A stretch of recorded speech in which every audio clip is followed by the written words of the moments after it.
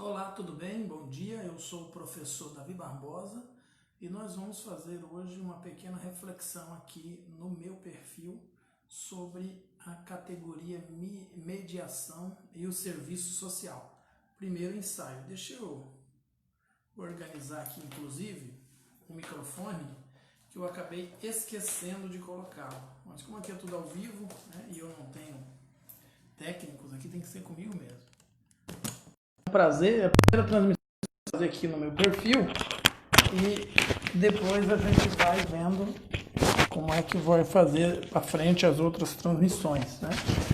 Transmissão no perfil é diferente de transmissão na página. Então, as transmissões ficam sempre reservadas aqui por mais tempo e depois eu posso transferir para a página se for o caso. Dentro dessa perspectiva da mediação, quem quiser participar depois ou fazer perguntas, pode fazer aí nos comentários, que eu, dentro da medida do possível, vou respondendo. Já recomendando aqui a vocês as leituras para você compreender a mediação. O principal escritor no Brasil, hoje, na atualidade mais contemporâneo, sobre mediação é o Reinaldo Pontes. Ele vai ter aí o livro Mediação e Serviço Social, um estudo preliminar sobre a categoria teórica e sua apropriação pelo serviço social, de 2010. Esse livro foi melhorado e republicado em 2018. E nós temos de 1989 o propósito da categoria mediação, da revista Serviço Social e Sociedade, também do Pontes. Então, você pode aprofundar o conhecimento sobre esta matéria, fazendo essas leituras aí que eu acabei de citar, ou adquirindo esses livros. Nem todos são fáceis de encontrar, mas você pesquisando em alguns sebos, talvez você encontre mais fácil. Alguns deles estão à venda lá na editora Cortez. Nem todos têm lá, mas alguns deles têm lá. Então vamos aprofundar aqui o debate a respeito dessa temática, a categoria mediação e o serviço social. Eu coloquei aqui primeiro ensaio, porque nós vamos ter uma série de discussões a respeito deste tema para o curso Mediação Sociojurídica. É o primeiro ensaio porque não tem como esgotar este tema em apenas uma live. É um tema muito complexo, não tem como esgotá-lo em apenas uma. Então, por isso que eu coloquei aqui a questão de ser o primeiro ensaio. Então, vamos lá.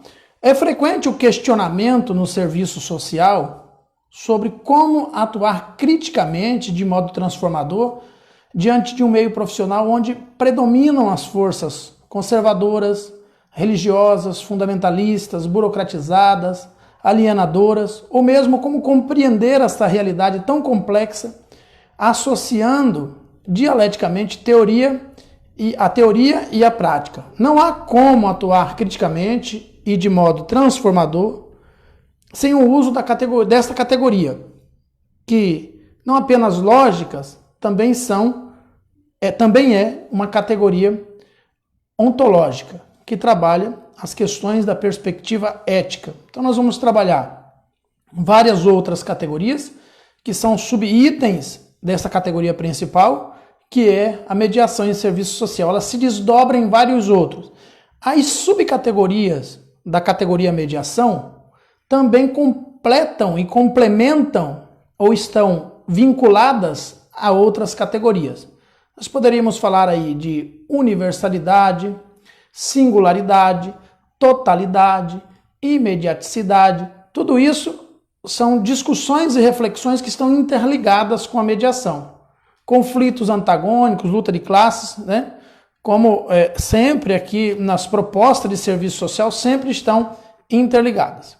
O serviço social brasileiro é uma profissão sócio-histórica, sociopolítica, sócio-interventiva, que atua na realidade humano-social, tendo por objeto de intervenção profissional as expressões da questão social. Então é frequente o questionamento realizado pelos profissionais sobre como atuar criticamente e de modo transformador diante de um meio profissional onde As forças e a resistência do Estado, a burocratização, o conservadorismo, a alienação simbólica por meio do patriotismo, do nacionalismo, do federalismo, do hino nacional, dos brasões e símbolos criados pela elite dominante, pelo positivismo do Brasil, inclusive a própria cor verde da família Bragança, que acabou inserido na bandeira brasileira, em função dos períodos colonialistas. Então, o verde da bandeira do Brasil representa o colonialismo e a escravidão, propriamente dita, já que Dom Pedro II, o melhorzinho deles, tinha 3.000 escravos. Então, quando nós fomos trabalhando, veja como isso aprofunda a questão da complexidade. Compreender essa realidade tão complexa, associando dialeticamente a teoria e a prática, nós precisamos, então, considerando que não devemos enfrentar questões políticas, históricas, apenas com vontade própria, senão corremos um risco de fazer uma leitura determinista, imediatista, messiânica da realidade, perdendo de vista os determinantes mais amplos, trazendo-nos mais angústias do que realizações. Então, torna-se importante que o serviço social, como profissão interventiva, que atua na realidade humano-social, se comprometa em realizar o desvendamento crítico das múltiplas determinações presentes na realidade, quais sejam sociais, políticas, enfrentamento da superestrutura, do racismo, do preconceito, da homofobia, da violação de direitos, do neoliberalismo, da focalização, da financeirização, da privatização das políticas sociais e públicas. Veja como isso se desdobra, como isso é amplo, como isso é rico e como isso é grandioso. Então, sob esse ponto de vista do determinismo, do imediatismo, a abrangência da discussão da mediação vai muito além. É necessário também lembrar que a mediação não é uma mediação no sentido de imparcialidade ou de neutralidade. Eu estou neutro para mediar. Não há possibilidade de existir neutralidade no fazer profissional e muito menos imparcialidade. É uma profissão parcial e não neutra, que não adere à imparcialidade. Embora você medie as políticas públicas para a viabilização do direito social, você não é parcial, você não pode, seguindo aí as prerrogativas e os interesses do projeto ético, político, profissional, não há espaço para parcialidade, não há para imparcialidade, desculpe. Imparcialidade é uma corrente teórica, um pressuposto teórico, não é nenhuma corrente, é um pressuposto teórico do direito, principalmente do direito positivista.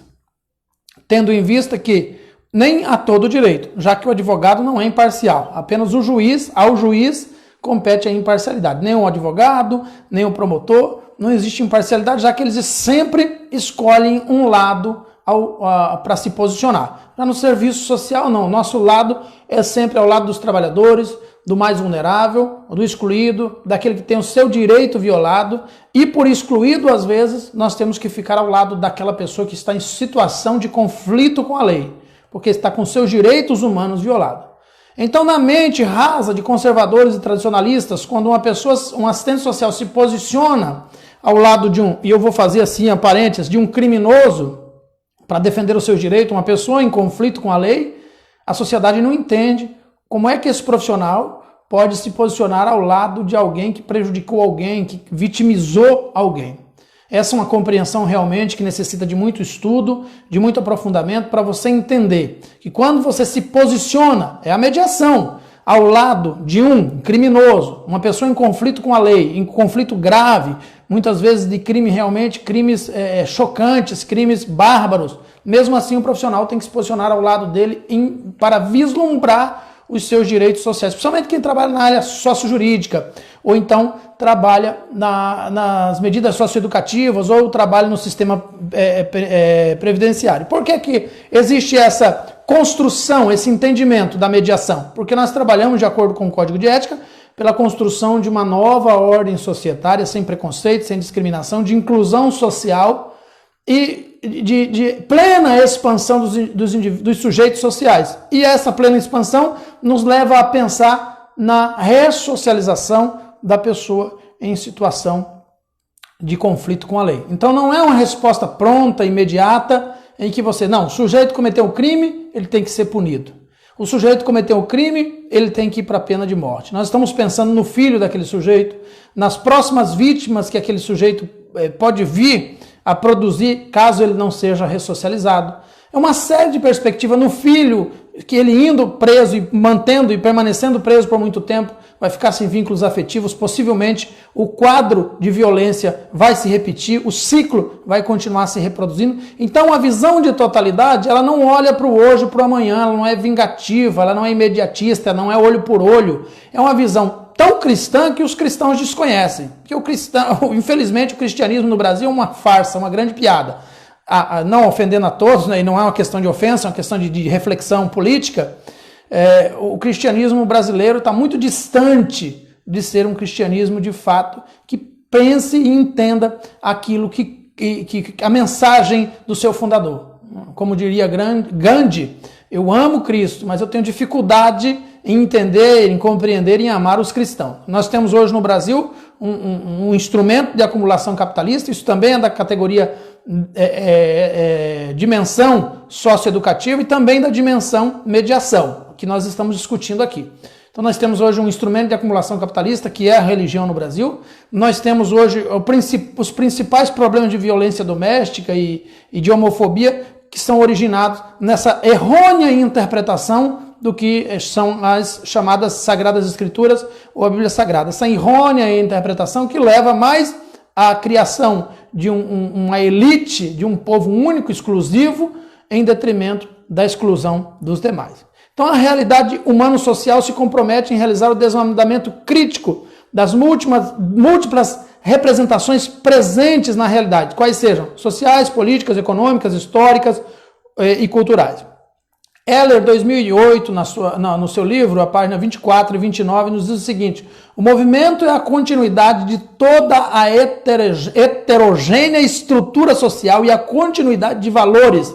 Chama-se história. História é a substância da sociedade, mas a sociedade é sempre um complexo determinado com um método de produção determinado, apresentando ainda classes, camadas, formas mentais e alternativas igualmente determinadas. E aí Martinelli, 2009, na página 2, diz assim: ressalta a necessidade de que o profissional, ao realizar a interpretação da realidade a partir das relações, estrutura, conjuntura e cotidiano, pois institui-se como forma de acesso às múltiplas determinações da realidade pela mediação dos contextos, acontecimentos, atores, forças sociais em presença, os quais podem ser alcançados pela análise de conjuntura como um recurso metodológico para apreender dialeticamente o movimento do real e penetrar em suas tramas constitutivas. Uma questão de transformação social, pela construção de uma nova ordem societária. Não existe possibilidade de se construir uma nova ordem societária senão por meio da mediação.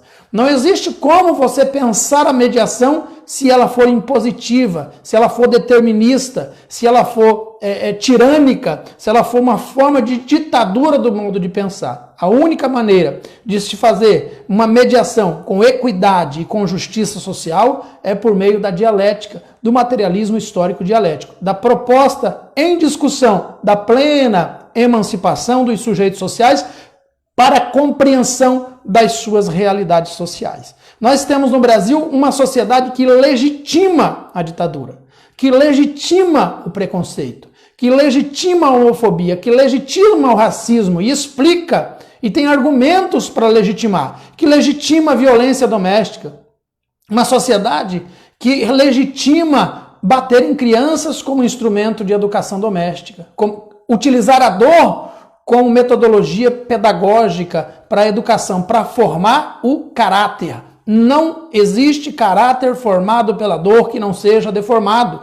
Isso é conceito técnico e científico há muitos anos. Todo caráter formado pela dor não é um caráter formado, não é transformado, ele é deformado. Ou seja, ele não foi formado por uma escolha. Ele foi formado por uma pressão exercida por um ser externo. Portanto, não gerou liberdade, não gerou emancipação, não gerou escolha, não desenvolveu o pensamento complexo do deciframento da problemática em função das escolhas tomadas. A pessoa foi silenciada, foi amordaçada, e em função disso, ela construiu o seu caráter baseado na dor, no amordaçamento, no silenciamento, no cerceamento da liberdade, no policiamento de comportamento. Todas as categorias expressas e muito claras da nossa profissão, que se desdobram no nosso fazer profissional cotidianamente e que se manifestam nas mais variadas formas, das mais variadas maneiras no viver daqueles que atendemos, aquele a quem o direito social é violado. Ora, eu falei ontem numa live e repito aqui hoje, as pessoas normalizam em suas vidas a violação de direitos porque não encontram saídas. E normalizando, elas aceitam. Quando normalizam, aceitam o direito violado. E por normalizar, se sentem felizes. Eu sou pobre, mas sou feliz. Eu sou pobre, mas sou honesto. Eu sou trabalhador. Aí você vem a romantização do trabalho infantil, a romantização da meritocracia, a romantização até, infelizmente, do machismo, em postagens no Facebook, na linguagem das pessoas que diminuem e inferiorizam as mulheres, que tornam a criança, o filho, como propriedade absoluta e única do pai, não lhes respeitando a integridade física, a integridade espiritual, a integridade emocional, tendo como patrimônio, manipulo. É como o escravo antigo, o escravo é meu, eu faço dele o que eu quiser. Assim são tratadas, infelizmente, as crianças na sociedade brasileira. Então, o serviço social ele vai se posicionando na contramão do que diz a sociedade. Na construção de uma nova ordem societária, vai mediando esses fatos sociais. Vai mediando aí essas contradições, vai mediando aí essa rasura de pensamento, sem aprofundamento teórico, científico, e vai discutindo com as pessoas, olha, mas pensa comigo, não existe outra forma de fazer isso? Como é que você consegue se libertar de um relacionamento abusivo? Como é que você consegue sair de um relacionamento tóxico, de um relacionamento de dependência financeira? Como é que você consegue? Você conhece algum outro instrumento pedagógico para educar o seu filho? Ou o único que você conhece é esse que utiliza a dor para constranger, para humilhar, para silenciar, para corrigir e para, abre aspas, moldar o caráter, que não molda, só deforma. Então, caráter deformado. Então, você pode normalizar isso na sua vida. A pessoa em situação de escravidão, muitas pessoas em situação de escravidão acabaram normalizando a escravidão. A gente vê na história pessoas que normalizaram tanto a escravidão, que em vez de se rebelar, elas acabaram se tornando capitães do mato, ou se aproveitando da situação para tirar alguma vantagem. Então, não é que isso seja certo ou que seja correto, mas nós discutimos o aprofundamento da mediação. Então, onde é que você entra para fazer uma mediação? Você entra na contra-argumentação daquilo que a sociedade estabelece como correto. Então, nós vamos discutindo tantos assuntos, tantos temas igualmente profundo, igualmente importante, como, por exemplo, o MST. Como entender o MST? A questão da ocupação, ou é invasão? Nas questões das políticas de habitação. Como entender as políticas de habitação? Nós estaremos falando nas políticas de habitação de invasão ou de ocupação. O direito à terra. Ora, por muitos anos havia uma lei no Brasil que dizia que o negro não tinha direito de possuir terras, depois que ele foi absolvido da sua situação de escravidão. E por aí vai, que a mulher era propriedade do marido. Isso foi mudando durante a história, mas foi mudando por quê? Porque houve uma resistência daqueles interessados. Houve uma resistência daqueles que estavam imbuídos de não aceitar mais o seu direito violado. Alguém mediou aquelas decisões. Então, se você tem a capacidade técnica, teórica e metodológica de compreender essas mediações, cabe a nós, enquanto profissionais de nível superior, enquanto assistentes sociais, imbuído de um fazer profissional teórico, ético, político e atualizado, qualificado, mediar as políticas públicas no diálogo de política e não só de concessão de benesses ou de benefícios. Porque, infelizmente, no Brasil, a política pública, como diria Ladislau Dalbó, é uma muleta preparada pelos políticos para criar mais despesa do que o resultado dela proveniente. Ou seja, ela se transforma em um paternalismo, em um clientelismo. Hoje não tem nenhuma política pública no Brasil que de fato emancipe o sujeito. Embora nós tenhamos a obrigação de defender, por exemplo, o Bolsa Família, eu faço muito isso, mas ele hoje não funciona, estou repetindo várias vezes aqui, não funciona como uma política pública emancipatória, mas sim como uma política pública de dependência. E aí a gente acaba tendo que forçosamente, dentro da mediação, concordar com aqueles que escreveram no neoliberalismo que programas como Bolsa Família estimulam a ociosidade. Mas por que então que programas como Bolsa Família estimulam a ociosidade? Partindo do pressuposto da mediação, porque ele está sozinho, é uma política solitária. Porque se ela realmente fosse trabalhar dentro de uma rede socioassistencial, ela de fato não ia produzir mais ociosidade. Pelo contrário, emancipariam os seus partícipes, na perspectiva de que eles fossem incluídos como cidadão, como sujeitos de fato, e não vivessem sempre dependendo de uma figura simbólica de esmola. Ora, a Bolsa Família não é esmola, mas na mente de muitas pessoas acaba se transformando, acaba se reduzindo a isso, porque não é acompanhado de outras políticas do Acessuas Trabalho, da alfabetização, não é acompanhado da inclusão no mercado de qualificação profissional, não é acompanhado da distribuição de renda sob a perspectiva de cidadania, e não só o dinheiro pelo dinheiro, mas a emancipação, que o patrimônio social não se constrói com dinheiro, se constrói com emancipação. Olha, nós temos serviços excelentes no Brasil, no CRAS, no CREAS, no CAPS, no NASF, que poderiam e deveriam ser utilizados na direção da mediação, para imbuir, incutir, digamos assim, utilizando até palavras um tanto quanto quase forçando para fora do aporte teórico do serviço social, na perspectiva de totalidade, de sensibilizar, essa seria a palavra mais correta, de sensibilizar o sujeito social para a sua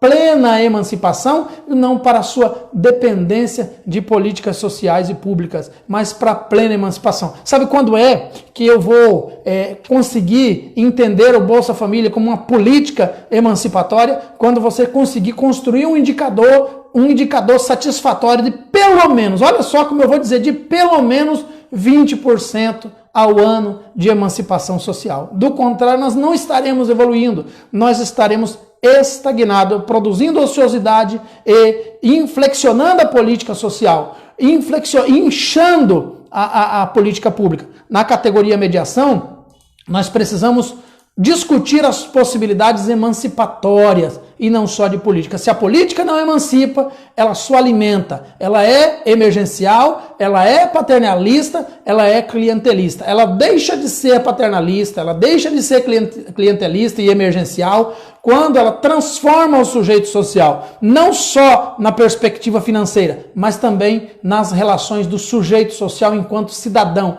participante daquela sociedade e não dependente dela. Gente, essa discussão é muito profunda. Enquanto o sujeito for dependente da sociedade, ele não é participante dela. E se a política não consegue pegar o sujeito que é dependente da sociedade para torná-lo participante da sociedade ativa e efetivamente, ela não funcionou. Portanto, diante deste profundo jogo de forças sociais, é dever ético do profissional entender e interpretar criticamente a realidade na qual atua, sem perder de vista que se trata de um processo dinâmico, que nada tem de estático ou linear. Dessa forma, poderemos alcançar uma prática profissional transformadora e direcionada socialmente. Não há como desvendar, a realizar, sem compreender a categoria mediação. Tomemos as palavras de Oliveira, 1988, página 79, que diz que, para analisar uma realidade concreta, faz-se importante lançar certos instrumentos. Esses instrumentos podem ser representados por categorias. As categorias são conceitos básicos que pretendem refletir os aspectos gerais e essenciais do real, suas conexões e relações.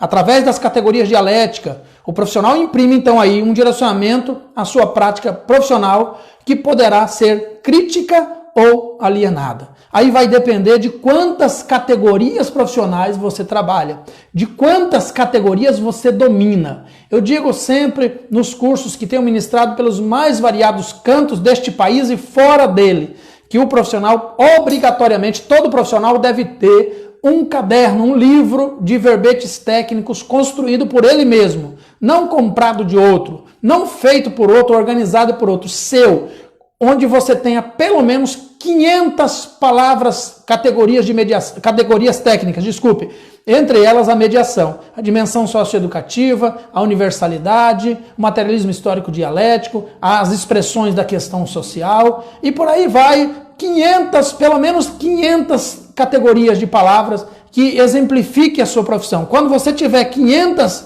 palavras, aí eu estou agora mediando entre a academia e os profissionais de serviço social do Brasil. Estou fazendo mediação agora, estou te desafiando. Construa o seu dicionário de verbetes técnicos, seu pessoal, não de outro. Procure as palavras nos livros, na internet, nas palestras e vá procurando os seus significados. Olha que significado bonito, esse das categorias. Vou repetir aqui, é do Oliveira, 1988, página 79.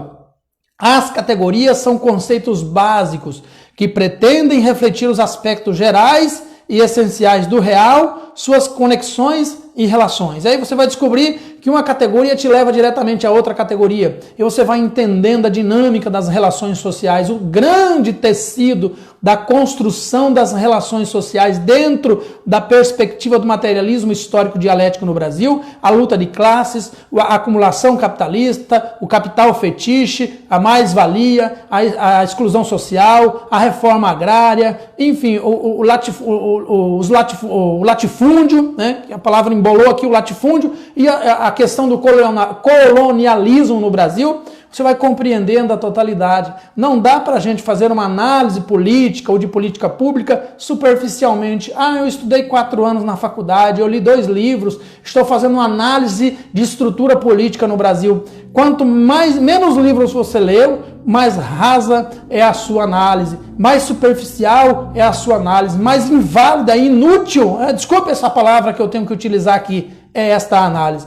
Então, quanto mais você vai lendo, o seu aprofundamento teórico, científico vai aumentando e a sua voz vai ganhando força dentro da sua instituição. As pessoas começam a olhar para você com um olhar diferente, porque quando você abre a boca para falar, não é um linguajar de senso comum, não é uma construção de comunicação e linguagem e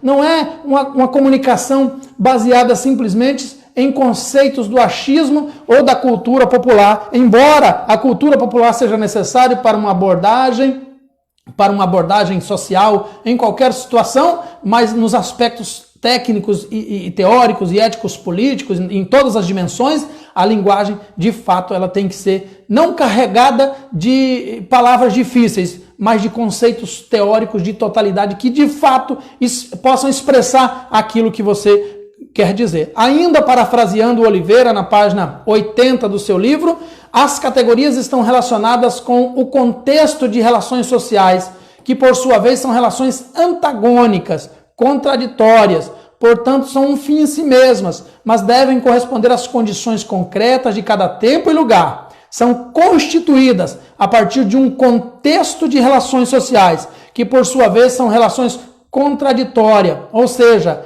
as categorias estão historicamente relacionadas com o movimento da sociedade, a dinâmica, a relação social, as relações sociais daquela sociedade e a todo o seu contexto social, político, econômico, ideológico, de acordo com Oliveira. Então o que é que nós temos aqui? O mesmo entendimento de Diretot. Diretot fala nesse sentido, que nós somos o fruto das construções que nos fizeram, o fruto da sociedade que está em volta de nós, até que adquiramos a maturidade suficiente para fazer a reflexão e rejeitar aquilo que a sociedade coletivamente quer nos empurrar, mas que viola os nossos direitos e atendem somente os direitos dos mais ricos, da classe dominante, do governo, do Estado, do militarismo e das classes escravagistas, racistas e preconceituosas. Quando você adquire essa maturidade intelectual, aí então você começa a rejeitar e reconstruir, e essa reconstrução afeta a sociedade.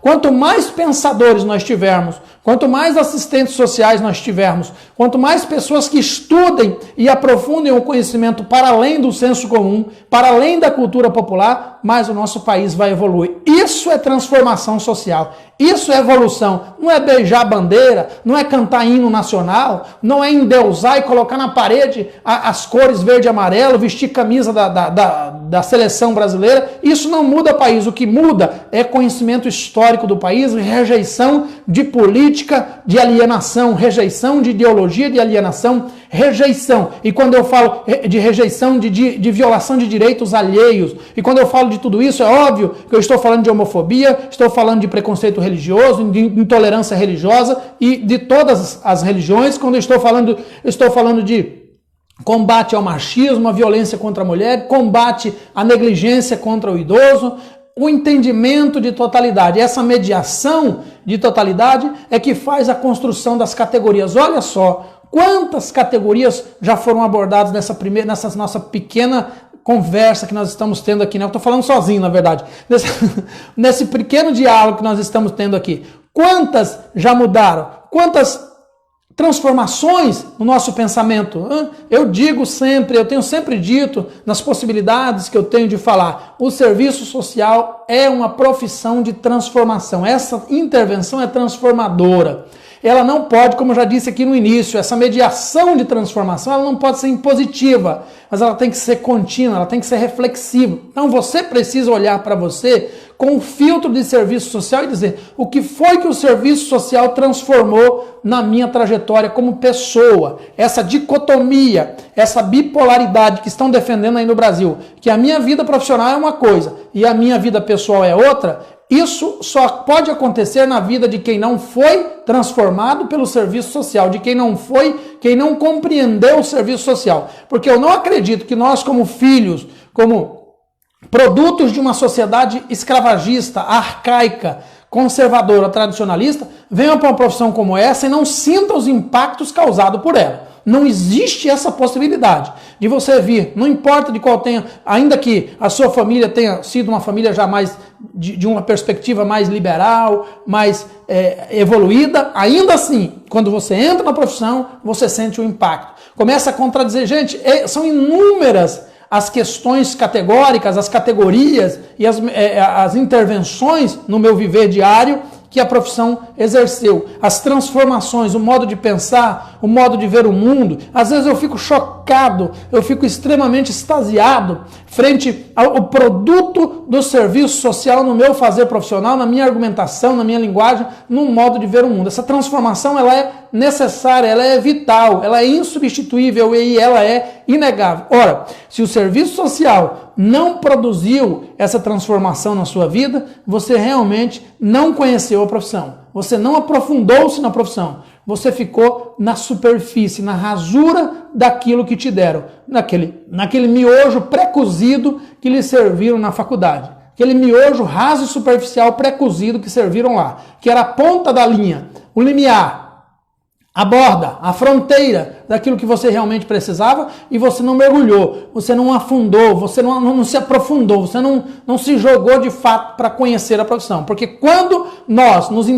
entregamos ao conhecimento dessa profissão, não há como ele não quebrar nossos tabus, nossos paradigmas, nossos paradoxos, nossas limitações de visão de mundo, não há como ele não romper com as cadeias que nos prendem na alienação. Olha, essa profissão é uma das poucas profissões, e eu falo isso com muito orgulho, que são capazes de quebrar fatos sociais. Tenho estudado muito E o que eu tenho visto são profissões que mantêm fatos sociais e que defendem a manutenção desses fatos sociais. E fatos sociais extremamente prejudiciais à sociedade como um todo. E principalmente prejudiciais aos mais vulneráveis, à criança e ao adolescente, ao idoso, à pessoa negra, à pessoa preta ou negra, né? Porque já tem uma discussão muito grande aí em relação a isso, a pessoa com transtorno mental, enfim, ela sempre a que é mais atingida pelos fatos sociais construídos. Fatos sociais esses que preservam o status quo, que conservam o modo de ser, garantindo a estabilidade de alguns setores, de algumas pessoas, de algumas posições,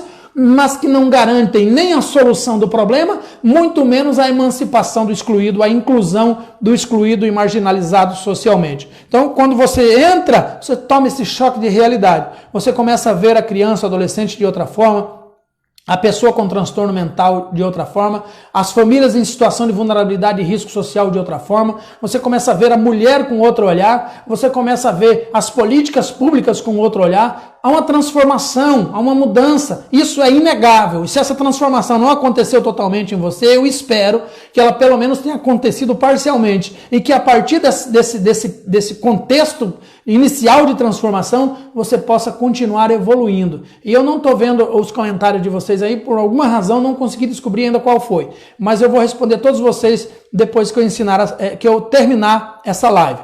Então, para Marx, agora contextuando a categoria mediação em Marx, 1982, página 18. As categorias exprimem formas de modos de ser, determinações de existência. Portanto, se as categorias são constituídas a partir do seu contexto, significa que elas não são estáticas ou isoladas no movimento da sociedade.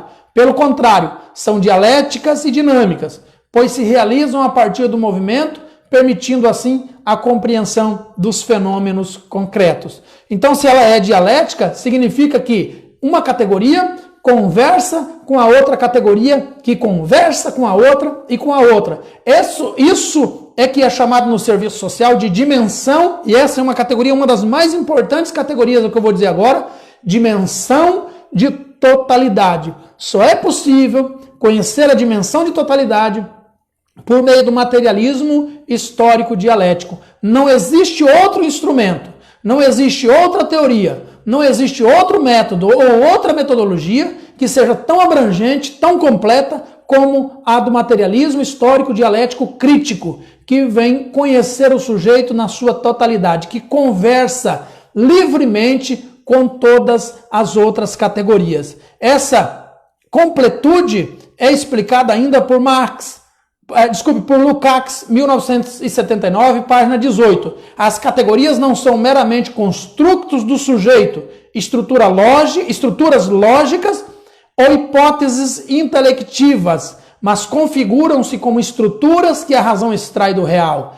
São reproduções mentais que a razão capta do que realmente existe. São elementos estruturais de complexos relativamente totais, reais e dinâmicos, cujas inter-relações dinâmicas dão lugar a complexos cada vez mais abrangentes. Gente, é fantástico o pensamento complexo de Lukács. O que é que ele está dizendo nesse pequeno fragmento?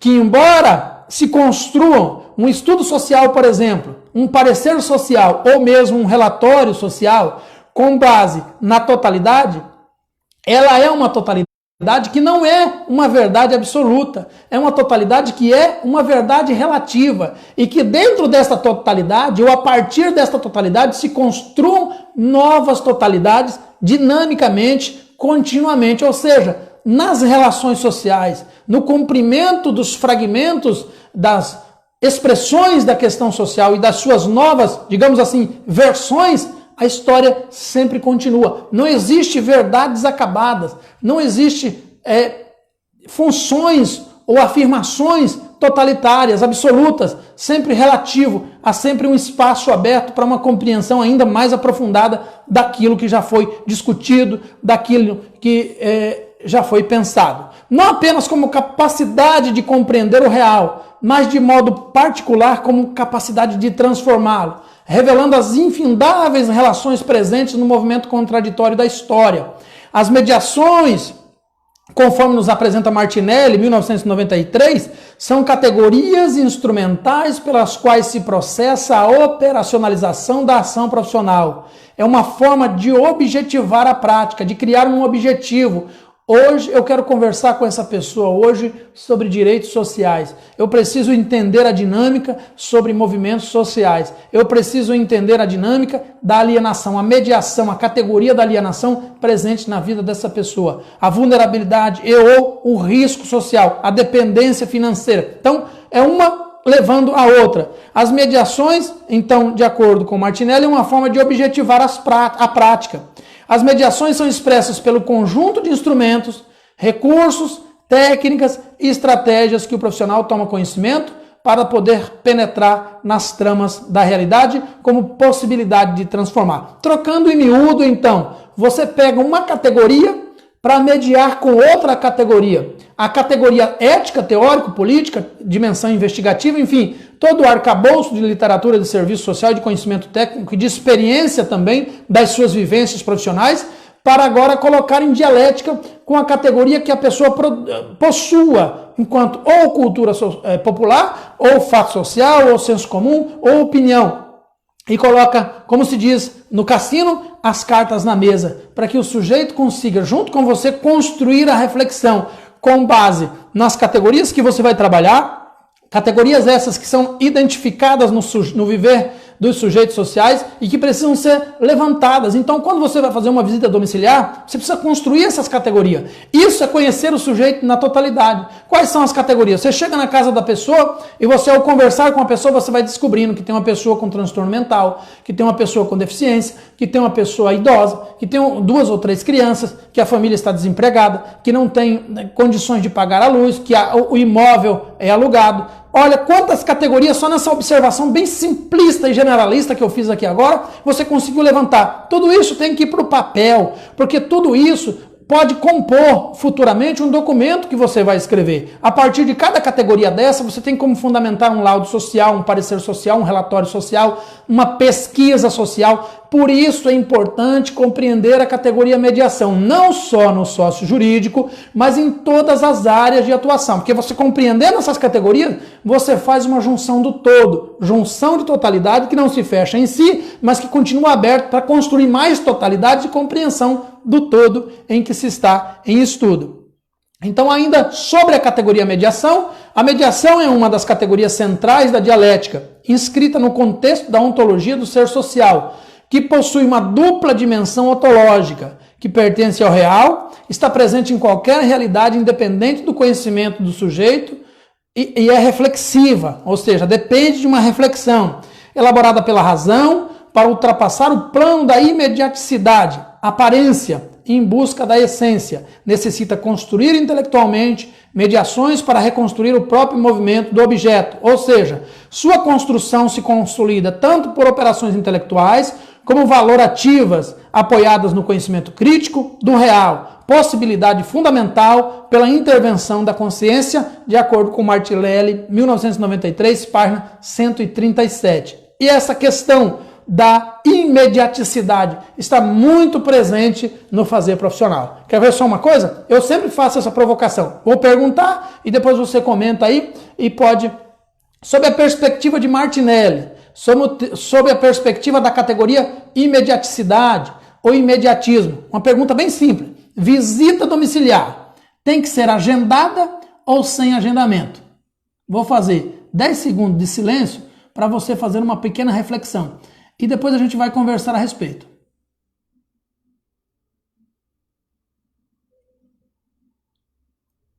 Visita domiciliar, agendada ou sem agendamento? Essa é uma perspectiva de imediaticidade, do imediatismo que está presente como um ranço conservador no serviço social.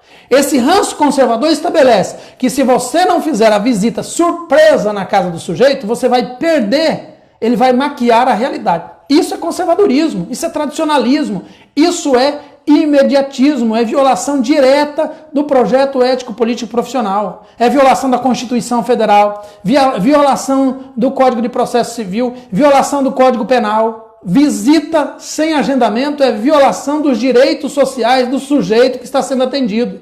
Como é que eu vou fazer um atendimento de política pública já iniciando, violando o direito do sujeito? Violando o direito da pessoa ser livre, violando o direito da pessoa ter a proteção do seu lar como instituição soberana, inviolável, impenetrável, nem mesmo pela polícia, salvo sob mandato judicial e com crime pré-estabelecido. Como é que eu, como assistente social, posso pensar, ter um pensamento raso, imediatista e superficial como esse, de que eu posso fazer a visita domiciliar sem o agendamento? Mas isso é o quê? Eu estou com isso criminalizando os profissionais que fazem isso? Não. Isso é produto de uma cultura conservadora, de uma cultura arcaica, de uma cultura que se baseia no positivismo e no conservadorismo enquanto essência. Então você é fruto, você que pensa assim, você tem o direito de pensar assim, inclusive, eu estou apenas colocando para você o que é imediatismo. Você não precisa, a partir de hoje, deixar de fazer suas visitas sem agendamento. Mas se você compreender o imediatismo, esse imediatismo, na mediação, pode transformar o seu modo de ver o mundo.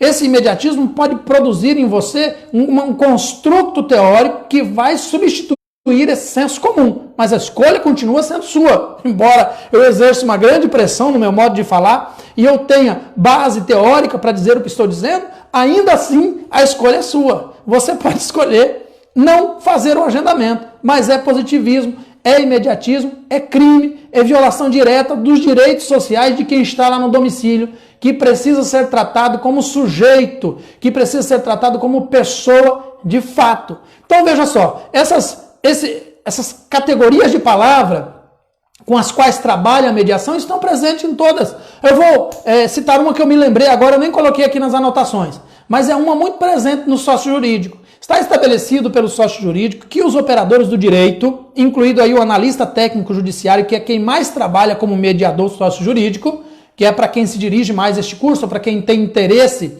em fazer a graduação, para quem mais se dirige esse conceito, está estabelecido que o assistente social ou os operadores do direito, incluindo aí o assistente social, analista técnico judiciário, está no judiciário para manter a ordem vigente. Manter a ordem significa estabelecer o cumprimento das leis. E tem muita gente que pensa assim. Estabelecer de fato o cumprimento da norma estabelecida constitucionalmente. Mas quando a gente faz uma reflexão de materialismo histórico dialético sobre o conceito de manutenção da ordem vigente, esse conceito não se sustenta. Ele não se mantém intacto. Por quê? Porque de acordo com a lei, houve o apartheid na África, você já deve ter visto isso no Facebook. De acordo com a lei, houve o Holocausto. De acordo com a lei, a escravidão foi sustentada em muitos países. Na própria Constituição Federal de 1934, a eugenia pelo Partido Integralista era recomendada como matéria nas escolas. Era obrigatório a matéria de eugenia. Tinha um artigo, se não me engano, 134, 139 da Constituição Federal de 1934, 139, um dos seus parágrafos era obrigatório, estava na lei. Então como é que eu vou dizer que nós vamos manter essa ordem? Por que essa ordem foi substituída? Porque alguém questionou. Se você observar o Estatuto da Criança e do Adolescente, nós estamos agora na categoria manutenção da ordem vigente. Se a gente fosse olhar para o Estatuto da Criança e do Adolescente, na última década, por quantas transformações ele já passou? Substituições, leis complementares, manutenção. Então eu entendo, eu percebo, eu sinto, eu reflito que os operadores do direito têm sim uma certa subserviência à lei fria, à letra fria da lei. Mas o assistente social não. Nós somos questionadores da lei. Nós precisamos ter um olhar para a lei que outras pessoas não têm, para questionar seus artigos. Eu estou questionando o Código de Processo Civil em relação ao trabalho análogo à escravidão imposta pelo Sistema Brasileiro de Justiça aos tribunais no Brasil. Um dos seus artigos coloca o perito como trabalho escravo, coloca o assistente social do CRAS e do CREAS. Precisa ser questionado. Está lá, criminaliza a pobreza, ou seja, o rico tem o direito de receber um perito remunerado. O pobre, que depende da gratuidade de justiça, tem que ser atendido ou pelo analista judiciário, produzindo um fruto da árvore proibida ou uma prova contaminada, ou então por um trabalhador da rede SUAS, ou da saúde, ou de qualquer outra. São questões que estão na lei e que precisam ser questionadas. Quem vai questionar?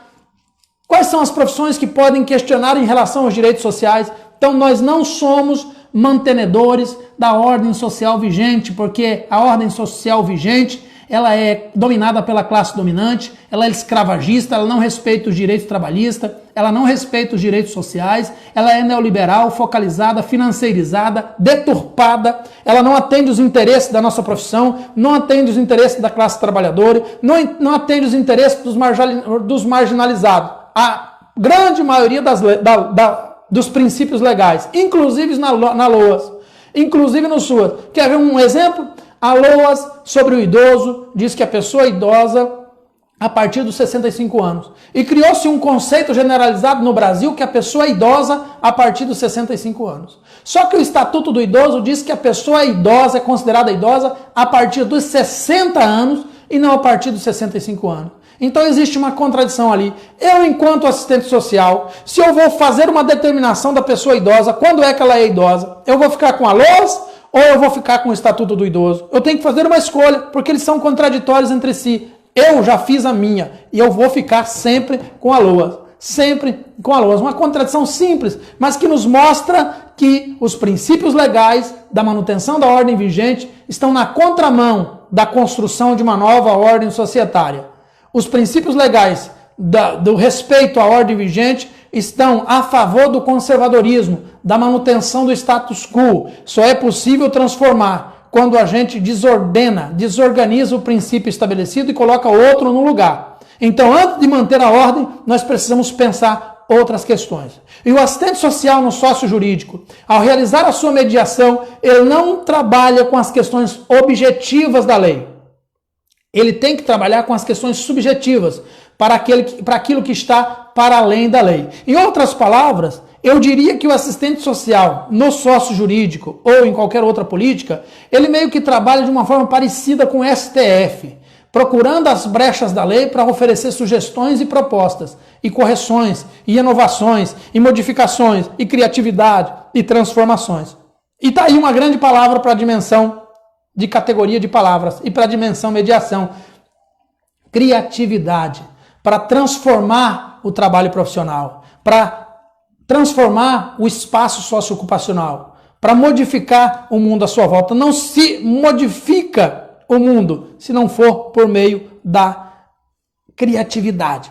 Então, entender essa categoria, a mediação, pressupõe a compreensão dos determinantes fundamentais da ontologia do ser social. De acordo com Pontes, 2000, a mediação é constitutiva da ontologia do ser social, porque seus enunciados sempre se colocam diante de certo tipo de um ser e se apoiam no próprio movimento das categorias da realidade, e não em conceitos ideais lógicos. Ou seja, a mediação é própria da ontologia do ser social. Ela está presente na sociabilidade do ser social. Portanto, sustenta-se na perspectiva da relação homem, ser social, e natureza, ser natural. Primado econômico do ser social. E é de muito que nós vamos estudando isso aqui em Gramsci, em Marx, a relação no próprio Kant, Immanuel Kant, a relação do homem com a natureza. No próprio Émile Durkheim, essa relação do homem à natureza e a transformação à sua volta é que nos vai estabelecendo o que é que eu posso mediar, onde eu posso contribuir, quem que eu posso sensibilizar, quem que eu posso emancipar, o que é que eu posso acrescentar no modus vivendi dessa pessoa ou sugerir para que ela decida se escolhe este modo ou não. E, normalmente, o ser social que se encontra num status ou num substrato de alienação, ele está faminto por mudança, ele tem fome e sede de justiça, ele tem fome e sede de mudança. Então ele está à busca, mas tem que ser algo bom, algo fundamentado, algo convicto, não aquela conversinha mole, de que eu não sei se é, talvez seja, pode ser que não seja. Você precisa ter convicção do que você está falando, você precisa acreditar, e esse é um grande problema no Brasil. Acreditar em técnica, acreditar em metodologia, acreditar em teoria, em literatura amplamente testada, acreditar em conceito teórico é um grande problema. Por quê? Porque é uma sociedade, já falei várias vezes isso aqui, Uma sociedade fundamentada e baseada no senso comum. Não é uma sociedade de literatura, não é uma sociedade de leitores, não é uma sociedade de intelectuais, é uma sociedade de pessoas rasas. Então, quando você chega até essa pessoa, você precisa ter duas formas de explicar a dimensão de categoria que você quer explicar para ela. A primeira é partindo do pressuposto do senso comum, do mundo dela, e é Paulo Freire que faz essa fundamentação.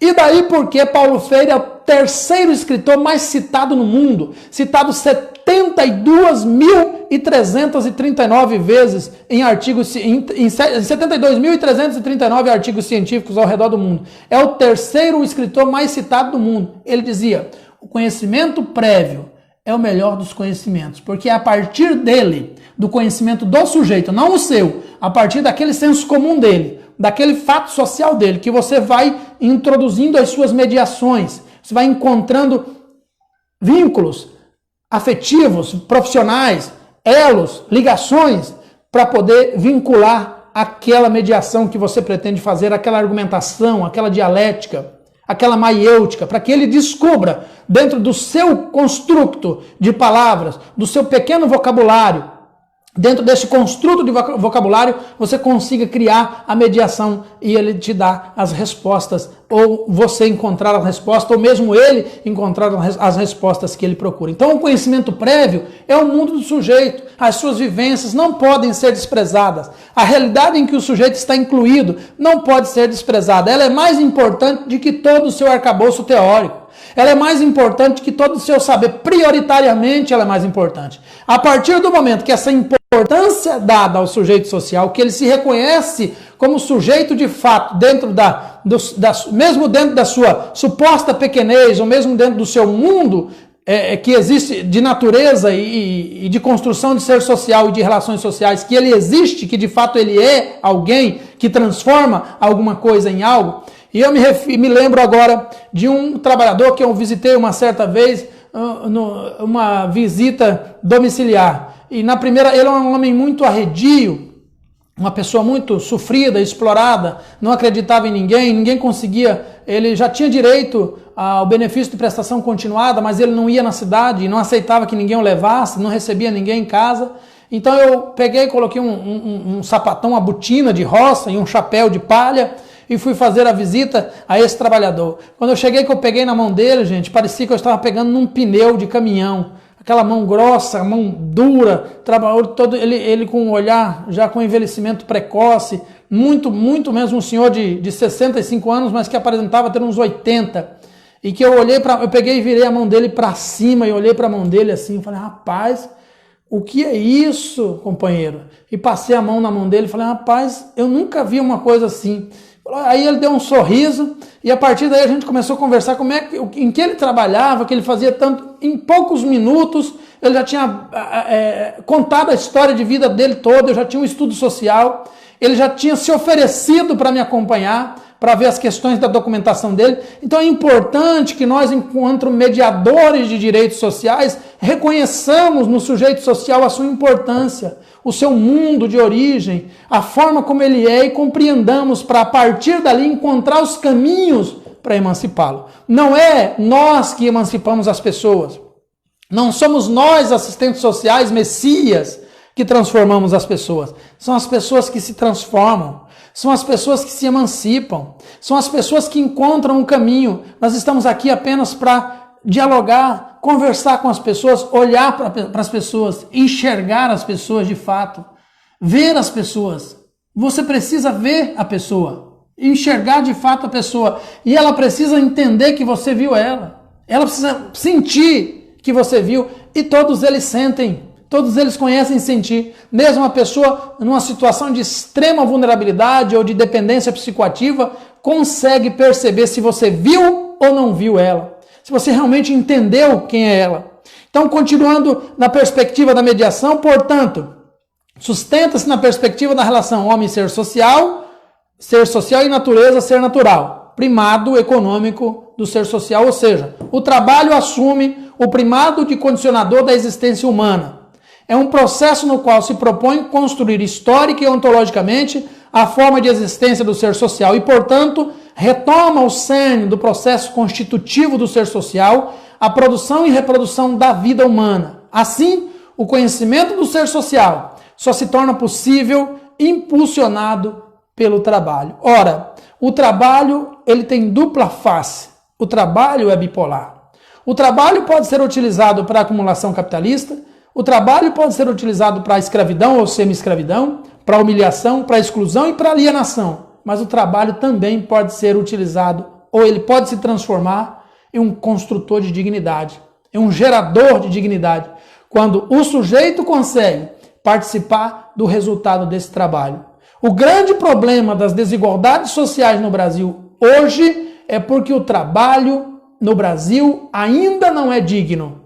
O trabalho no Brasil não produz dignidade, salvo raríssimas exceções, ou salvo pessoas que conseguiram normalizar nas suas vidas o processo de exclusão social e de exploração, se sentem felizes por serem empregados, se sentem felizes por serem explorados, se sentem felizes por trabalharem por salários míseros, não se rebelam, não se posicionam, não se revoltam, não se expressam, não lutam por direitos sociais porque normalizaram nas suas vidas o processo de escravidão e acumulação social. O trabalho no Brasil não dignifica porque não distribui o lucro gerado pela transformação social da matéria-prima em produtos de consumo ou em bens de consumo. O sujeito não é incluído socialmente no Brasil pelo trabalho. Daí você entende a categoria corrupção. É mais fácil no Brasil você enriquecer desonestamente do que honestamente. Ainda que a riqueza ilícita não permaneça, porque ela não traz prazer imediato e nem contínuo, só traz imediato, mas não traz a longo prazo, você entende a categoria corrupção no Brasil. Ela existe porque aqui o trabalho não dignifica. Então, qual é o melhor instrumento para combater a corrupção no país? Transformar o trabalho em um instrumento de dignidade. Como diria os teóricos antigos, e com o que eu concordo. O trabalho dignifica o homem? Se ele participar do lucro, sim. Se ele tiver os seus direitos protegidos, sim. Se ele não for explorado para que outro enriqueça às suas custas, sim. Do contrário, não. E não é o caso no Brasil. No Brasil, o trabalho é um instrumento de acumulação capitalista. Um enriquece, o outro empobrece. Aliás, um enriquece, 200 empobrece. Então, o trabalho no Brasil não é uma construção para a dignidade. É uma construção para acumulação e para a indignidade, para a marginalização. E aí, nós precisamos buscar a reflexão dessa mediação. Então, o trabalho que forma valores de uso, enquanto trabalho útil, é condição de existência do homem, independente de todas as formas de existência. O trabalho é uma necessidade natural, eterna, que tem a função de mediatizar o intercâmbio orgânico entre o homem e a natureza. Pontes, 1989, página 8. A partir do trabalho do ser social, se explicita produzindo formas sociais cada vez mais puras, através da superação do ser natural, embora sempre o supondo e dele partindo. Afinal, para que o trabalho seja transformado, é necessário domínio sobre a natureza das propriedades das coisas. Ser natural. Suas categorias são a base para o ser social. O ser social é quem condiciona o ser natural. Tomemos como exemplo o trabalho humano na Idade Média. Era regulado pela luz do sol, mas com o controle humano da energia elétrica, a determinação da luz do sol sobre o trabalho ficou subsumida. Esse processo que se consubstancia através da praxis social, onde se opera a passagem do ser em si para o ser para si, mediatizada pela superação do ser natural. Ainda Pontes 89. Então, essa transformação fez com que se perdesse o significado real do trabalho dignificante e se transformou num instrumento de escravização e de enriquecimento de alguns e empobrecimento da maioria. O movimento que a realidade faz, ou seja, a história, é distinto do movimento que a razão realiza para capturá-lo, tendo em vista que o ser social que determina a sua consciência, prioridade ontológica do ser sobre a consciência, por isso a necessidade de aprender a realidade em sua totalidade. Contudo, a totalidade não deve ser entendida como a soma das partes, mas como um grande, complexo constituído de complexos. Eu vou repetir, não é a soma das partes, é um grande complexo construído e constituído de muitos outros complexos. Olha como isso é grande. Então não é um fim em si mesmo. Não é um estudo social como um fim em si mesmo. Uma pesquisa social como um fim em si mesmo. Uma entrevista como um fim em si mesmo. É apenas uma parte do total que não se constrói, que não pode ser construído separado do restante, mas que ser moldado, fundido ao restante das partes. Isso é também materialismo histórico dialético. Então, por isso a necessidade de aprender a realidade em sua totalidade. Contudo, a totalidade não deve ser entendida como a soma das partes, mas como um grande complexo constituído de muitos complexos. A totalidade concreta, como categoria central da teoria de Marx, é extraída pela razão teórica da estrutura do real e não posta como um modelo abstrato. Ou seja, a totalidade é constituída de um todo concreto, dinâmico, processual, atravessado pela negação, diferenciando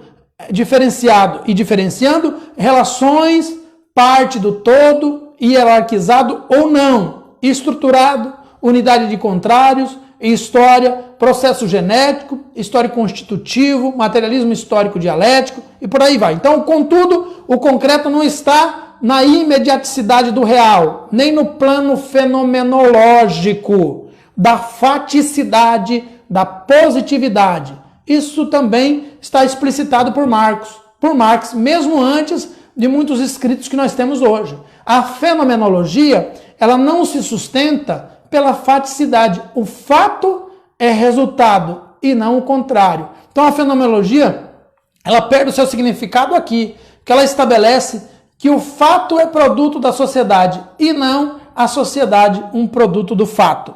Então Marx, 1982, vai falar sobre isso na página 14. O concreto é concreto porque é síntese de muitas determinações, isto é, unidade do diverso. Por isso, o concreto aparece no pensamento como processo de síntese, como resultado, não como ponto de partida, ainda que seja o ponto de partida também da intuição e da representação. Então, o concreto é a síntese e o concreto não é um concreto fechado em si mesmo, mas é que está aberto para novas concretudes e entendimento.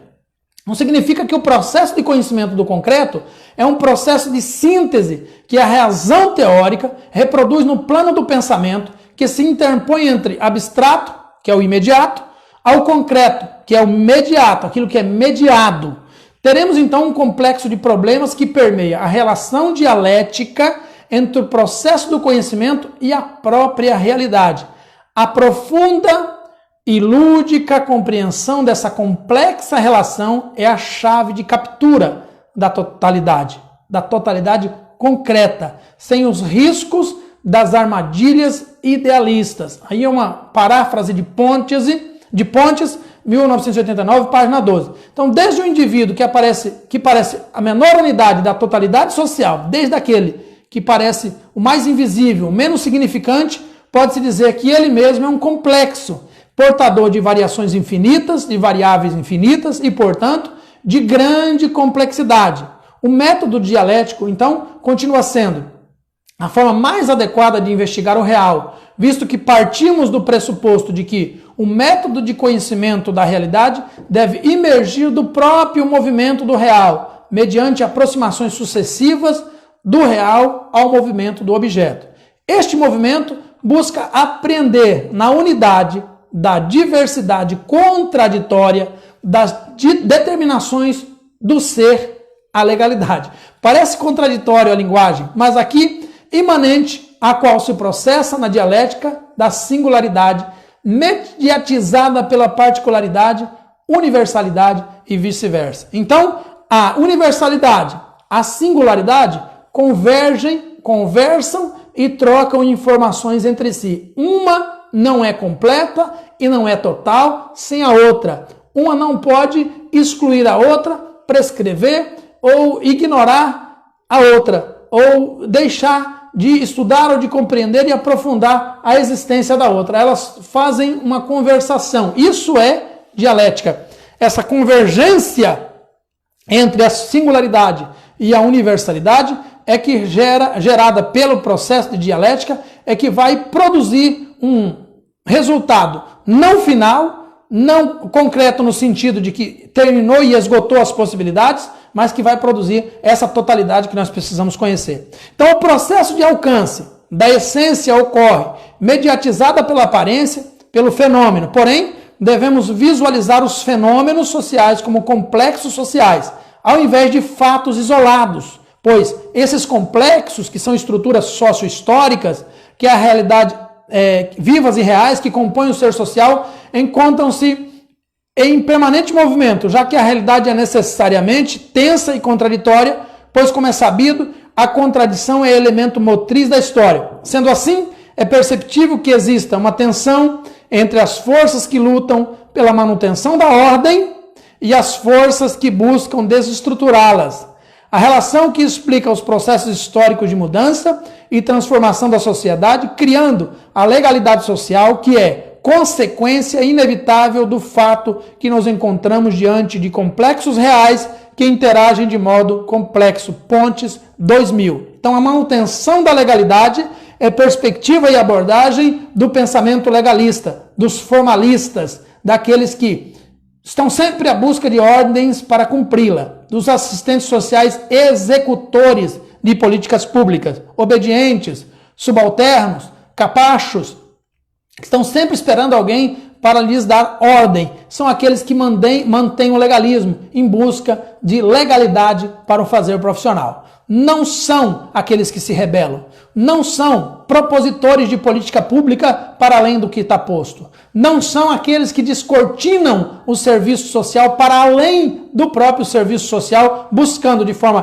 criativa mediações para a emancipação do sujeito social e processos e novos processos de política públicas e novos projetos e novas buscas, enfim, rebeldia pura. A rebeldia contra a lei, o legalismo, sob a perspectiva do ponto de vista de que aquilo que não atende o interesse da classe trabalhadora, que não atende o interesse da coletividade do serviço social, que não atende o interesse das minorias e dos marginalizados excluídos historicamente, não dizem respeito ao nosso fazer profissional. E nós vamos ser rebeldia contra isso. Esse é o ponto principal da mediação. Quando você entende essa diferenciação, você deixa de se submeter à ordem vigente e passa a desejar transformá-la. É claro que não é por meio do criticismo, mas por meio da criticidade. É claro que não é por meio de você criar inimizades dentro da sua instituição, mas é com fundamentação teórica nos seus posicionamentos, esperando a hora certa de falar. É claro que não é por meio de briga política, mas por meio de artigos científicos, de posicionamento no momento de viabilizar um direito social. É aqui que existe a separação, a dicotomia entre o assistente social, que se submete ao positivismo, ao conservadorismo, que se submete à manutenção da ordem vigente, para aquele que quer transformar a ordem vigente, que questiona a lei, que não se submete a abusos, que não se submete a assédio moral, que não permite a precarização do trabalho social, do serviço social, do profissional em serviço social, mas que luta pelo respeito à profissão.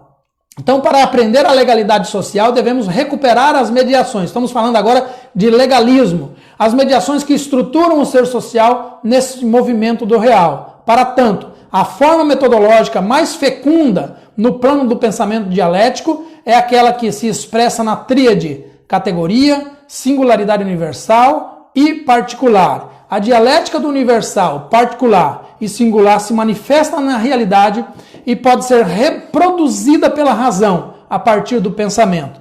Vamos do singular ao universal através do particular. Então é aquele momento que você senta-se à frente do usuário, quer na instituição, quer em loco, e parte da sua vida, das suas vivências particulares, do seu singular, da sua existência enquanto ser social, ainda que vulnerabilizado, ainda que excluído, ainda que marginalizado. E encontra importância dentro disso e direitos violados, para partir daí, por meio da conversação dialogical, da dialética, da maiêutica, estabelecer os vínculos de conversação, expandindo, ampliando a totalidade para que ele se compreenda e se entenda e se descubra e se sensibilize enquanto ser social na sua existência, encontre as respostas que ele precisa. Não é você que emancipa, o sujeito emancipa-se a si mesmo.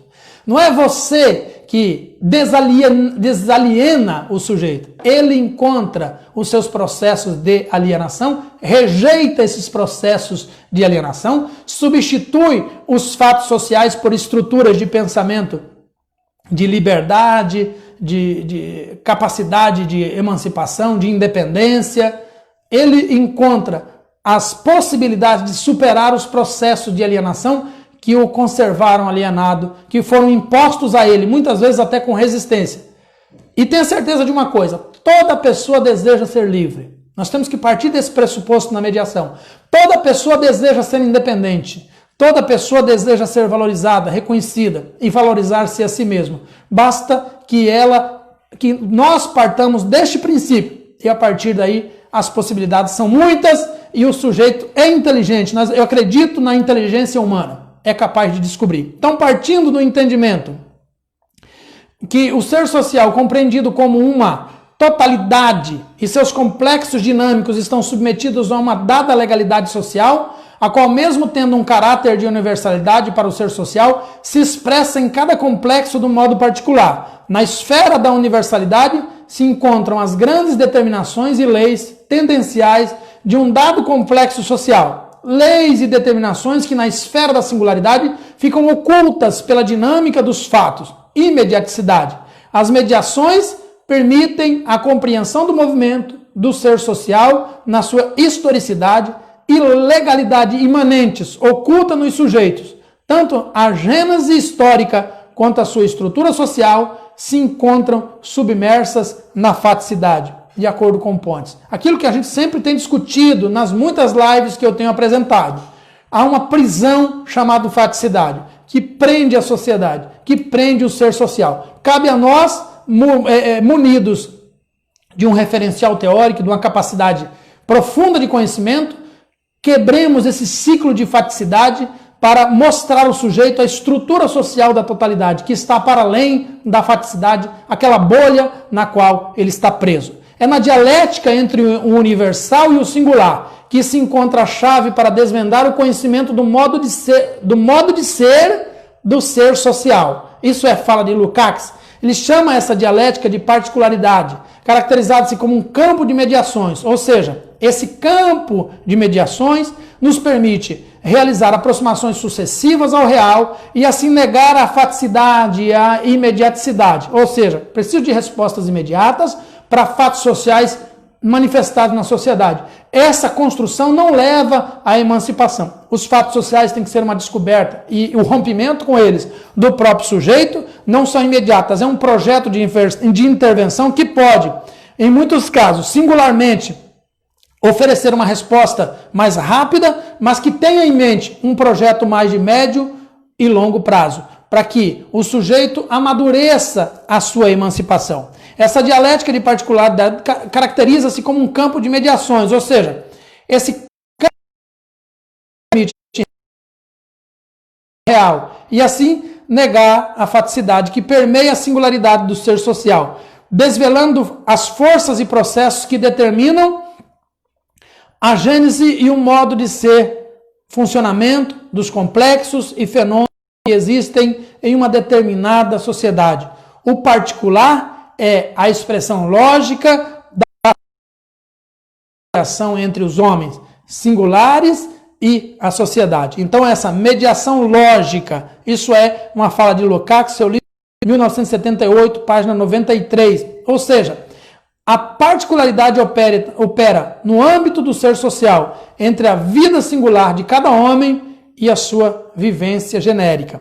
A aproximação de no conhecimento da singularidade não pode ocorrer separadamente das suas múltiplas relações com a particularidade e com a universalidade. O particular e o universal já estão em si contidos no dado imediato e a realidade, e a essência deste só pode ser exatamente compreendida quando essas mediações ocultas imediaticidade são postas à luz. A particularidade é um inteiro campo de mediações. São as mediações que asseguram o movimento, a processualidade na realização e na relação complexo-dinâmica entre complexos. Dinâmicos na totalidade concreta, portanto, na estrutura da própria realidade,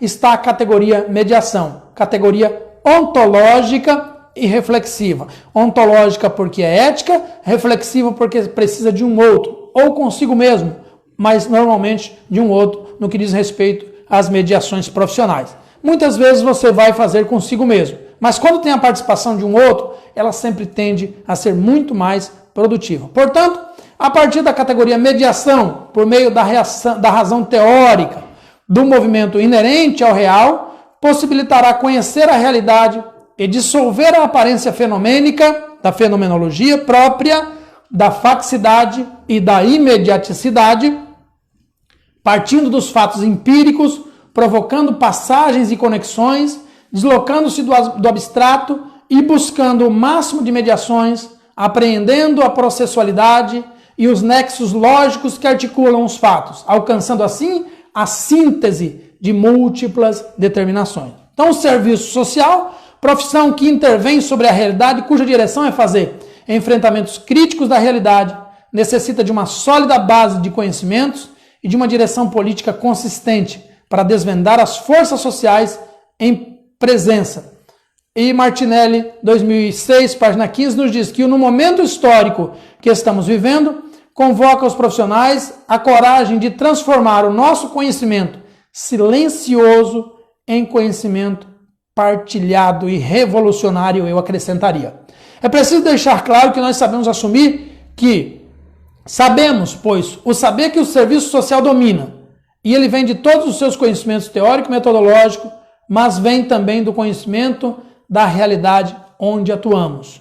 E aí que se inclui uma particularidade da profissão, no sentido de entender a forma de existência das expressões da questão social a partir da tríade singularidade, universalidade e particularidade. São três categorias que você precisa dominar, entendendo o espaço de intervenção como um campo de mediações que se estrutura sobre determinações histórico-sociais constitutivas dos complexos sociais. Relembrando que esta profissão é de natureza interventiva, com forte significado social, cujo compromisso é com a construção de uma sociedade humana, digna e justa. Portanto, Pontes, 1989, página 24, faz a seguinte indagação. Na particularidade da intervenção profissional do serviço social, como operar neste complexo campo de mediações, garantindo o domínio do seu nexo reflexivo e ontológico para a construção de uma praxe transformadora.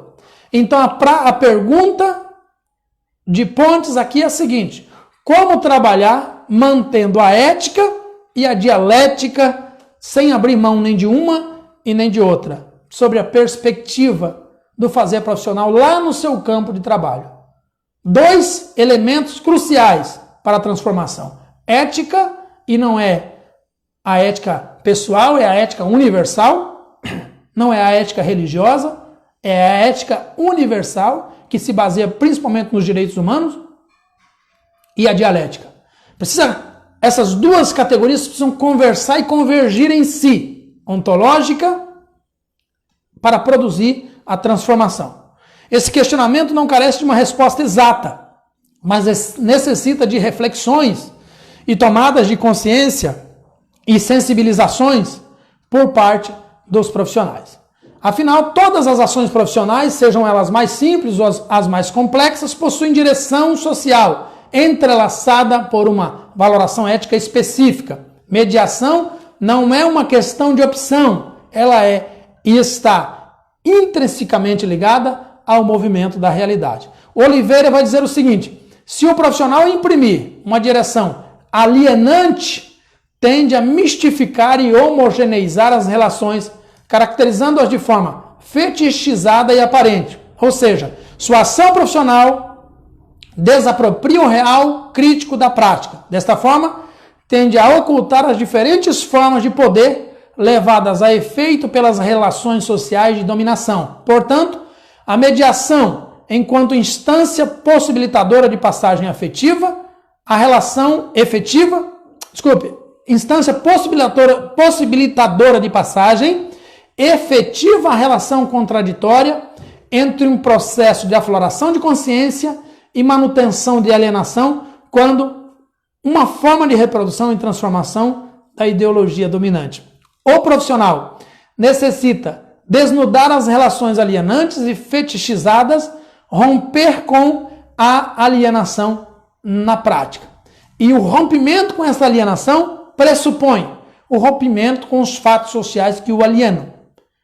E entender esses fatos sociais, essa faticidade fenomenológica, para a partir desta compreensão dizer para a pessoa, olha, tal ação ou tal palavra precisa ser repensada, refletida, reorientada, para que um novo saber, uma nova abordagem seja recolocada sobre aquela inicial. Principalmente em se tratando de uma sociedade globalizada, cujo contexto político de neoliberalismo acentua os ardis do capital, como já dizia Marx no Manifesto Comunista. Tudo que era sólido se desmancha no ar, e tudo que era sagrado é profanado. E as pessoas são finalmente forçadas a encarar com serenidade sua posição social e suas relações recíprocas. E aqui, esta fala de Marx é aquela que eu tenho falado nesses últimos dias. É a normalização dos processos de exclusão. É a normalização da violência, a normalização da escravidão, a normalização da toxicidade nas redes sociais, a normalização do fascismo no Brasil, a normalização do integralismo, a normalização do conservadorismo.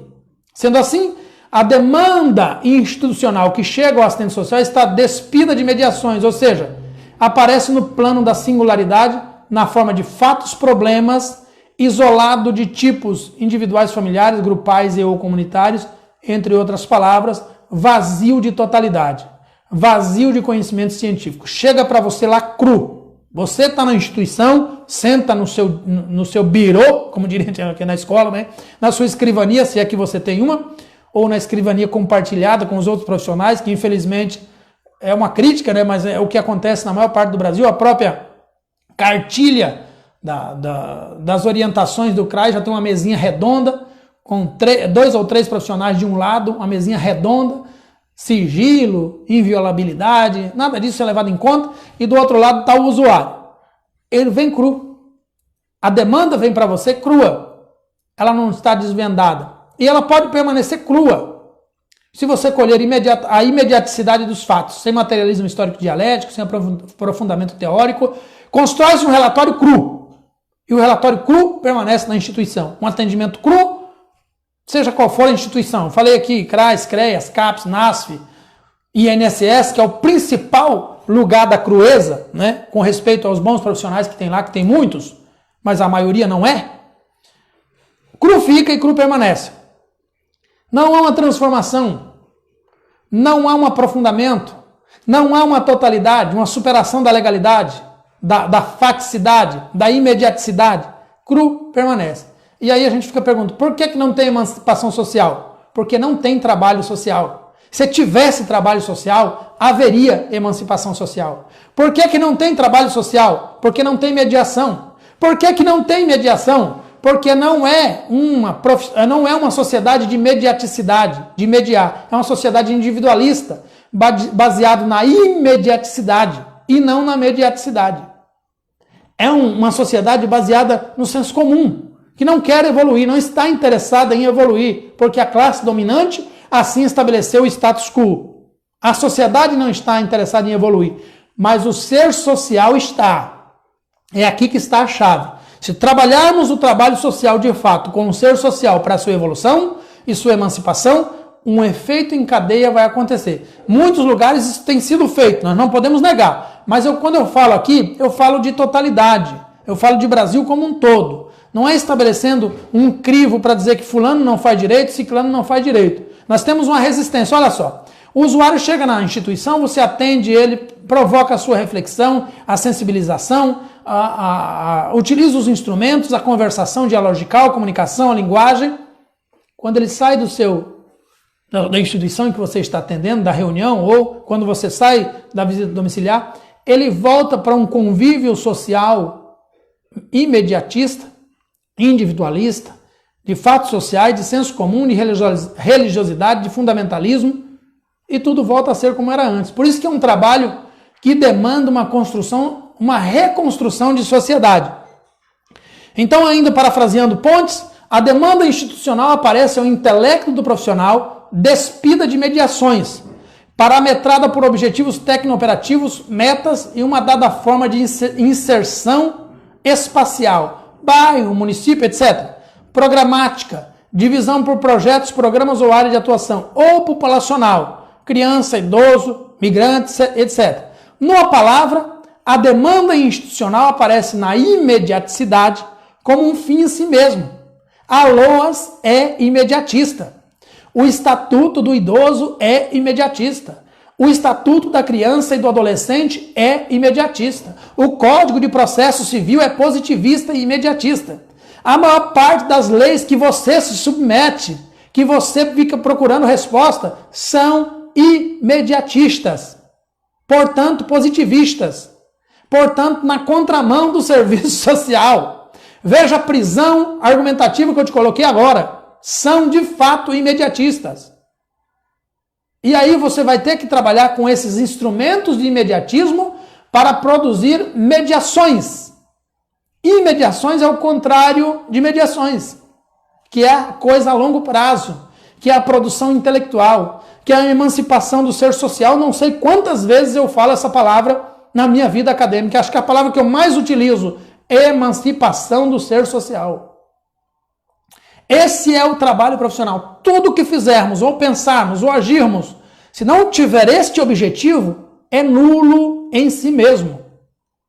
Toda política pública que não tiver como prioridade a emancipação do ser social é nula em si mesma. Não tem utilidade.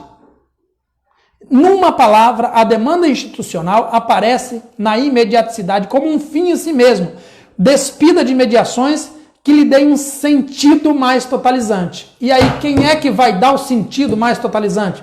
Você. É você que vai pegar a LOAS, não é se submeter a ela, mas dar sentido a ela. Não é se submeter ao Estatuto da Pessoa com Deficiência, ao Estatuto do Índio, o Estatuto do Meio Ambiente, seja qual for aquele que você for trabalhar com ele. Você que vai dar sentido de totalidade. Então, as demandas são aparências que precisam ser dissolvidas para que surjam as mediações ontológicas, éticas, né? Para ultrapassar a faticidade da demanda posta ao profissional. Se faz necessário compreendê-la, controlá-la. Para isso é indispensável fazer aproximações com o plano das determinações universais da realidade, ou seja, a legalidade social. Nem sempre o que é legal juridicamente é legal socialmente. Então, há de se entender o que é legalidade jurídica do que é legalidade social. A legalidade jurídica está presa à lei. A legalidade social está presa aos direitos humanos. É diferente. Ok? Aprender que as grandes determinações sociais, tais como relações sociais de produção, relação capital-trabalho, leis de mercado, relação entre Estado e sociedade, lei da mais-valia, entre outras, devem ser particularizadas, singularizadas e depois totalizadas. E assim, aprender que as grandes leis e ou categorias históricas do ser social podem estar interferindo nesse ou naquele problema ou fenômeno que o profissional está enfrentando.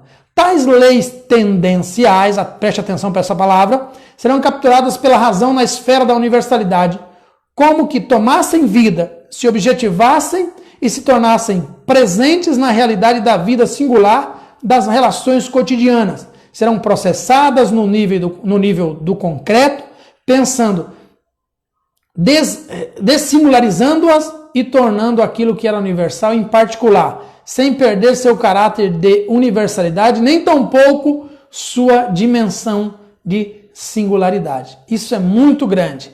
Assim, o conjunto de mediações antes dissolvidas e ocultas na faticidade, que ganham significados e objetividades. Portanto, aquele conjunto de complexos que a razão extrai do real, através de aproximações sucessivas, possibilita uma visão mais ampla e profunda da realidade social, a partir da qual e na qual se inscreve a intervenção profissional. O objeto da intervenção profissional, a partir dessa intervenção, será um complexo relativamente total e rico em determinações histórico-sociais particularizadas, permitindo ao profissional vislumbrar novos horizontes para a ação profissional, que, logicamente, não se esgota na reconstrução do objeto, mas certamente encontra sua definição teleológica fundamental neste procedimento lógico-ontológico, momento em que ocorre uma aproximação mais intensa com a questão da instrumentalidade, posto que a intervenção requer outros elementos tais como instrumentos, técnicas e estratégias. E aqui nós precisamos falar também dos princípios fundamentais dentro da perspectiva materialista para a construção de mediações, explicitado por Martinelli e alguns deles presentes no Código de Ética. Primeiro princípio aqui abordado é o princípio do reconhecimento do ser social, que eu falei lá desde o início. O homem é um ser contraditório e complexo, é parte de uma totalidade social. Ele nunca é produto, e sim processo. Nunca é dado, mas um dar-se é essencialmente um ser histórico. Conhecê-lo, portanto, implica em conhecer suas histórias, sua vida material. A forma como o homem produz sua vida material expressa sua inserção na rede de relações sociais, bem como o nível de sua consciência social. Princípio da atividade diz respeito à prática social do homem, pois retrata seu mundo interior, expressa a unidade de sua consciência. O profissional precisa estar atento para a atividade vital do homem como princípio explicativo da sua própria vivência. Princípio da sistematização. O fenômeno deve ser encarado como um dado real, existente e concreto, devendo ser revelado em sua condicionalidade material. É preciso definir com clareza a natureza do fenômeno e sua relação com outros fenômenos da vida social e as bases do seu surgimento. O princípio da totalidade, visto que todo fenômeno é multidimensional e se estrutura em uma realidade complexa, é preciso conhecer essa realidade e apreendê-la em sua concretude, em seu movimento. Faz-se essencial penetrar neste complexo que expressa a realidade para apreendê-la enquanto totalidade composta por determinantes políticos, sociais, econômicos, culturais e históricos. Deste modo, os princípios acima, esses princípios são dirigidos tanto à pessoa quanto ao fenômeno. Então, não se separa o singular do universal. É dirigido à pessoa e ao fenômeno, à totalidade, buscando compreendê-la em seu movimento e em sua inserção no real. Com relação à pessoa, as principais mediações se situam na perspectiva de conhecer a sua existência real e concreta através dos dados sobre a sua existência, condição de vida e atividade prática, a sua consciência, participação, socialização e cultura, a sua vida social, reciprocidade, solidariedade. Eu tenho muito cuidado com a palavra solidariedade porque ela é neoliberal, e cooperação. As mediações que se referem ao conhecimento do fenômeno são condicionalidade material de seu surgimento e existência, de seus traços específicos e peculiaridades, da sua posição no contexto dos fenômenos sociais, dos impactos individuais e sociais que provoca.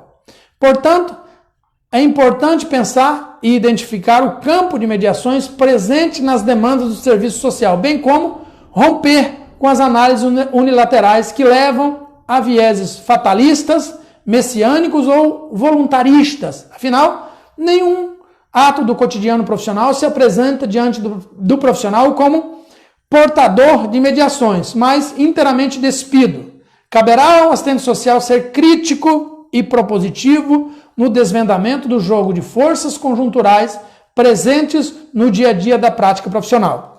E essa força conjuntural na prática profissional, ela é exercida de forma gigantesca e monstruosa pelo Estado imposta sobre o ser social e o profissional para torná-lo um simples cumpridor de ordem, um executor de ordens dadas, um mantenedor da ordem vigente, um conservador do status quo, uma pessoa que não se rebela, que não se revolta e que não busca novas abordagens, novas criatividades, novas formas de enfrentamento da lei, questionamento da lei, praticamente um anarquista moderado, eu diria assim.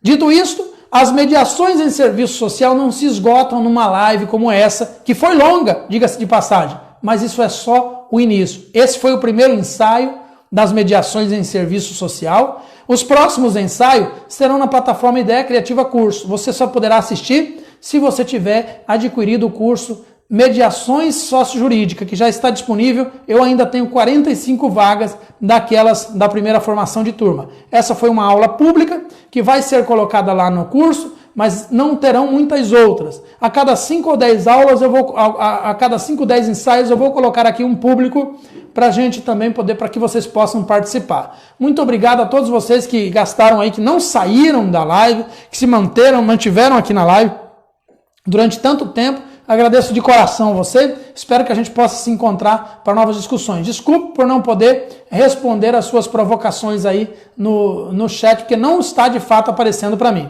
Muito obrigado e, se Deus quiser, até breve. Se cuide, cuide da sua família, se proteja, lave as mãos, use o álcool, use a máscara, higienize sua casa, cuide dos seus. Muito obrigado, fiquem todos bem. Até breve.